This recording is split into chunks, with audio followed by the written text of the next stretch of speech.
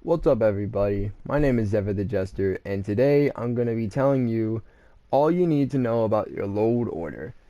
This is coming from a guy who's completely average Joe, and my PS4 has broken down numerous times over the 3-year time period that I've had it, so I could definitely say with confidence that this will help, and if it doesn't, there's another video that may just be what you're looking for that's coming out in the next few days called mods you should avoid and mods you should be careful with. And those mods are going to be all about mods that just, no matter where you put them, they cause crashes, frame rate drop, lag, everything, lag spikes, everything. So definitely keep an eye out for that. So let's get right into it because I hate long intros. Okay, so we all know what this mod is. It's called Unofficial Skyrim Special Edition Patch, and it's a giant game-changing bug fixer. So because this changes really important scripts in game and stuff like that, like for example right here, hundreds of gameplay, quest, NPC, object, item, text, and placement bugs fixed, this is the only mod that I have way above everything else, and that's because it changes scripts so heavily. Even when fixing bugs, it doesn't matter if it's fixing bugs, it's still changing scripts to make those bugs go away, so you need to have them above everything else. If you have immersive citizens above this, there's a good chance that this is going to attempt to fix something within that mod, and that will cause that mod to completely break, and that may even cause crashing. So definitely keep this, if you have it, all the way at the top. And these are all mods that I've already reviewed, so we're all good to go. Alright, so under the Unofficial Skyrim patch, I have Classic Graphics, which is a graphics mod. This doesn't have to be this specific graphics mod, it just has to make sure that your graphics mod is all the way at the top. If you don't have this, it would be all the way at the top. But if it's not, then yeah, you just put it right under this. The reason being is because if you have something like this over here, like this, that's probably not going to work out for you really well because this will overhaul this, and you don't want that to happen. You want the classic graphics to overhaul this. You don't want this overhaul to overhaul your graphics, and that's not good. That'll just cause clipping, it'll look bad. I also have an interior graphics all the way at the top because this is quite insignificant towards these things, and this will overhaul the inside of what these look like. So you want to have your enhanced interior graphics right below the normal graphics. That's just something that I've noticed. Some people have gone against doing this, but I haven't had any issues, and I've seen quite a good difference in the interiors of buildings. Although some people may go against this, I have had no problems whatsoever. Okay, following that, I have all my overhauls all the way at the top. This is a given. We all know how this works. You don't want anything to be above these other than these important mods up here. You usually have these all the way at the top. Okay, now that we have all of the known-ish mods out of the way, let's start to get into mods that you may not know where to put them. So things on the outside of the city, I personally just like to keep them right below the overhauls of the cities. Not only because it's organized, but because if you have another mod that adds things like maybe trees, you don't want to experience clipping, so this will fix that issue really quick. What the fuck? That should not be there. That should be here. Okay, so city trees. Trees. I usually keep these right below things that are outside of cities. I usually keep these somewhat close to the top because I don't really know what they affect. Like, this one is a given. City trees is obviously just city trees. It's just another overhaul, but it's not as important. It just adds a little bit of trees, so you don't really need to put that anywhere. Yeah, like right there, load order requirements, none. It just kind of does its own thing. It's a mod that's specifically made to be used on overhauls, so that's why I like it. You don't really need to put that anywhere. I just choose to put that somewhere closer to the city mods. But this one is probably a little bit harder to digest because it just says snow trees, northern forest. It doesn't tell you where your mod should be in the load order. It doesn't tell you where it adds them other than just snow is a vague term. So what I recommend doing is you keep it around your city mods. Keep it closer to the top, but not really high up. You know, don't keep it like extremely low. Keep it somewhere towards the middle. Okay, my water mods are kind of weird. You don't really need to put them anywhere. You just need to make sure that they're not above any mods that maybe change the water or things like that, add docks and stuff like that. You just gotta make sure that they're above that because it'll make the water clear up. It'll make the water stay the way it is and not have any like shadow bugs where if my epic crystal clear water mod was below a dock mod, there's probably going to be like pitch black shadow beneath the dock. So you should probably keep this above that. Now, I have all of these installed as well. Definitely get TLS Crash Preventer, Skyrim 60 FPS, better Skyrim performance. Get all of these because these are lifesavers. Things like, especially this mod. This mod is extremely good because it doesn't matter where you put this mod. It just removes the footsteps because those are like the main source of crashing are footsteps. Surprisingly, I've got no idea how that managed, but they did. So that's probably why a lot of you guys are crashing is because your footsteps are too goddamn loud. Y'all are wearing size 18 shoes. Like y'all gotta stop stomping all over the place.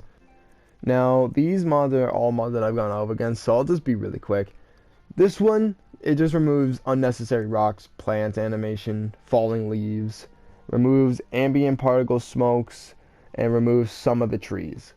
Yeah, they don't really have to be anywhere, but definitely keep them together because it's just easier to see them that way. Smooth water rapids is another one. It doesn't really do anything because, you know, it just removes unnecessary rocks at the bottom of the ocean that you never really look at. So definitely download that. Alright, so next I have is lighting mods. And lighting mods, they don't really do much. Really, they don't have any issues. The only thing they have issues with is other lighting mods, and you really don't need to keep a heavy track on it. You don't really need to be on top of it because it doesn't really affect anything. You could just turn them off whenever you want, you know? They're just kind of there. So these are honestly things that I haven't even really noticed. But I bet if I took them off I would. But, you know what I mean? Like, they are not really important. You could keep these pretty much anywhere. Just make sure that you don't have multiple lighting mods. Just to ensure that nothing bad happens, because that could cause a crash. Alright, now we're getting into the good stuff. Weather mods. They are extremely sensitive. You gotta be on top of these. You can't have multiple weather mods installed. And that's just a fact. There are certain weather mods that don't go good with things like realistic rain. There's certain mods that don't allow you to have darker nights, stuff like that, like brighter days. Weather mods are very, very sensitive. Like, they change a heavy script in the game that so much that one minor change could cause your entire game to break.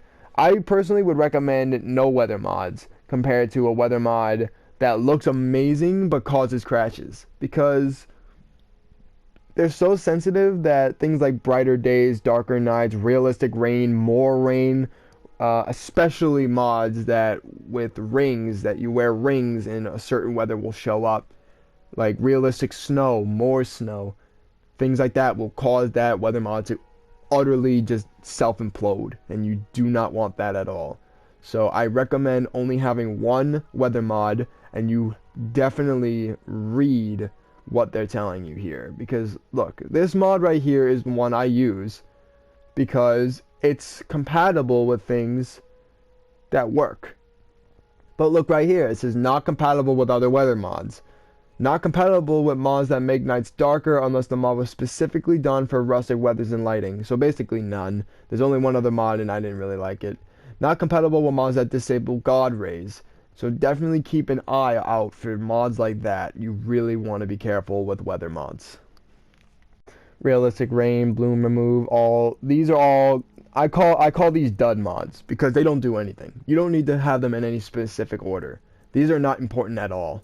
You really just need to make sure that you can find them, if anything. Okay, combat overhauls. I'm gonna review this in the next mod review, by the way. Probably the following week because I want to make the video of helping you guys which mods to avoid. But anyways, combat overhauls don't really make that big a difference when it comes to script changing. It changes a script, but it changes specific scripts that are not really used.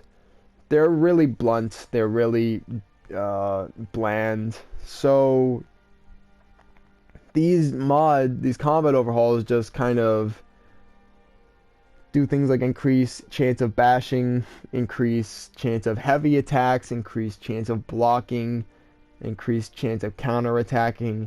They don't really change a lot, you know? They're small changes, but big differences. So you don't really need to have this mod anywhere, but I definitely say keep it towards the bottom because most of your important mods should be at the top, and since this is not really an important mod, you would definitely keep these, you would definitely keep this somewhere towards the bottom. But I will say you should keep mods like immersive movement below it because, God forbid that this is a combat overhaul that fixes movement, you could actually combine these mods because combat overhauls are actually somewhat compatible with mods that change AI. So, I have Blade and Blunt, a combat overhaul, but I have that above immersive movement, better combat AI, and kill moves. And what that'll do is it'll incorporate its own unique style of combat in with immersive movement and better combat. So instead of the NPC just bashing me like 30 times over because I have this and this installed, they'll actually kind of incorporate it. They'll kind of merge, and I think that's really cool. So you definitely want to have this towards the bottom, and these are what I call mod bundles. I have my own little set areas of or sections of different mods. Like we're in the combat mod right now. We're in the combat bundle. I keep the overhauls all the way at the top of the things that are important. So an overhaul like this, you just put it above things like immersive movement, better combat AI, etc. Alright, sound mods are a bit tricky. It depends on the mod. Combat sound and attack impact. This doesn't really do anything for me. This doesn't really do any difference. It doesn't do anything. It doesn't really have that big a change. But there are a few things that you should know about it. It's compatible with modulating speed of arrow and bolt speed. It's compatible with modifying weapons performance. Perhaps there's partially conflicting mod, but it is compatible with almost all functions of that mod. So it doesn't tell you which mod it's not compatible with, but I can tell you what it is. It's incompatible with other mods that make sounds or combat sounds. It's completely incompatible with mods that are similar to it. That's really it. So just have one. So there you go. Alright, NPC mods, they are difficult because you really need to be careful with how many NPCs you're putting in the game. Like I have immersive citizens, I have IA92's realistic imperial soldiers. The difference between these is this doesn't add any NPCs to the game. This just modifies their armor.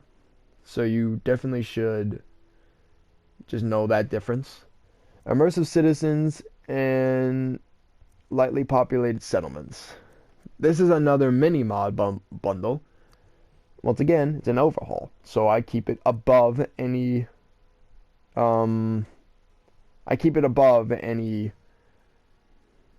NPC mods to avoid the gray face bug and a crash too. Every once in a while I'd get a crash if I had this above this, so just know that because it's really important. Alright, we've got a couple other dud mods. Better Bard music, doesn't matter. Marry Me Serana, I mean, that's situational. So I'm not even going to really go into that.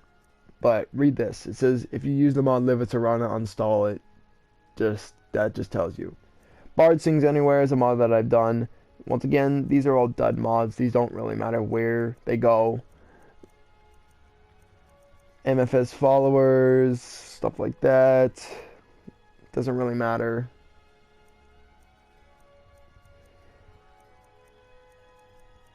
Here's a couple mod bundles right here. Patrol mods and encounter zones. Be careful. I wouldn't say be careful to the point where you're stressing over these, but they do add NPCs at the end of the day, and if you have too many NPCs in one area, you're gonna crash. I have probably more than I should, but that's because my ps4 that's because it's like my ps4 has been running smoothly lately. But if I ever have like any crashing issues, I just usually delete a patrol mod because they add a lot of NPCs and it can't help to have less NPCs. Armor mods I usually keep somewhat close to the bottom because they're not really important. They don't really do anything. Just as long as they're below any armor overhauls you have. And same thing with weapons. If you have a weapon overhaul where it changes the look of every weapon in the game, and there are mods that do that, just make sure that they're below. Just make sure they're above everything that changes a specific armor. Because it just helps and it doesn't make it look bad. Alright, then I've got my cheat mods somewhere down here. Cheat mods you gotta be careful with. You really do gotta be careful with cheat mods because I'll just say it outright, cheat rooms will cause crashes. They will cause crashes.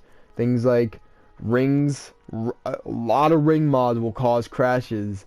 Cheat rooms, they cause crashes. Anyways, and we finally have Julie Ha's Dirt Replacer all the way at the bottom because it's an overhaul. And it's not only is it an overhaul, but because it's an overhaul that does something so minuscule, you really should keep these at the bottom. Now normally overhauls are supposed to be at the top, but no, not this one, because this is something that replaces things. It doesn't overhaul it, it just replaces it, and it's a texture mod really. It's called Dirt Replacer. It overhauls it, but it doesn't overhaul it. It doesn't change any scripts in it. It just textures it, and it just makes it look different. Thank you guys so much for watching, and as always, I will see you all in the next video. Peace out, yo.